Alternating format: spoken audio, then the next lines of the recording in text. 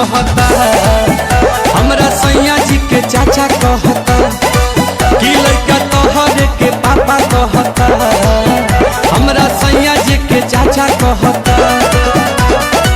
ओही दिन से खोजता ते रोवता चिल्ला के, ओही दिन से खोजता ते रोवता चिल्ला के, सोझा सा बकाई साफा कहता, लड़का तोहरे के पापा कहता, कि हमरा सैया जी के चाचा कहता, कि लड़का तोहरे के पापा कहता।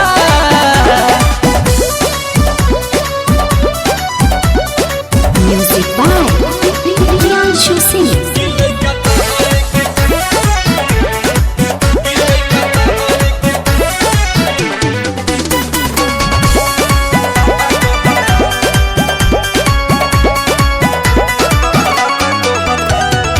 केतन मनाई दूध पीली धराई, तनिको नहीं चुपाला हो, सासु ननद गोतिन देवर के छोड़, सैया के कोहरा न जाला हो।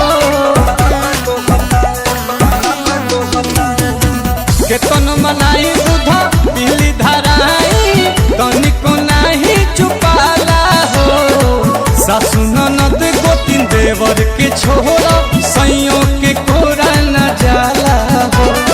रही जात मन हमर भीतरे लजा के, अपने देरी में कातू गइला सिखा के, खाए के गोलगप्पा कहता, लड़का तोहरे के पापा कहता, कि हमरा सैया जी के चाचा कहता, लड़का तोहरे के पापा कहता।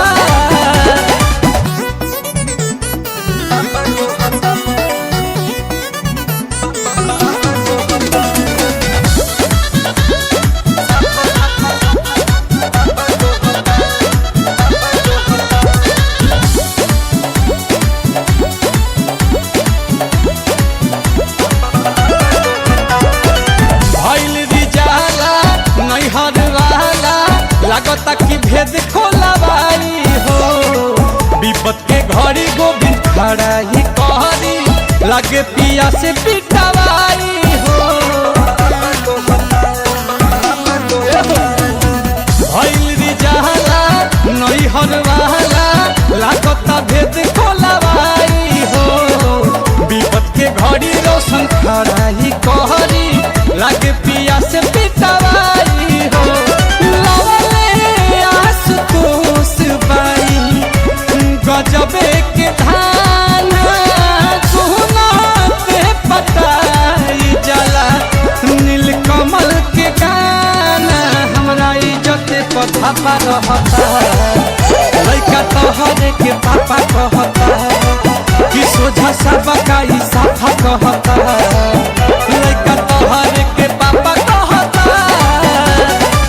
ओही दिन से खोजता ते रोवता चिल्ला के, ओही दिन से खोजता ते रोवता चिल्ला के, सोझा सा बकाई साफा कहता,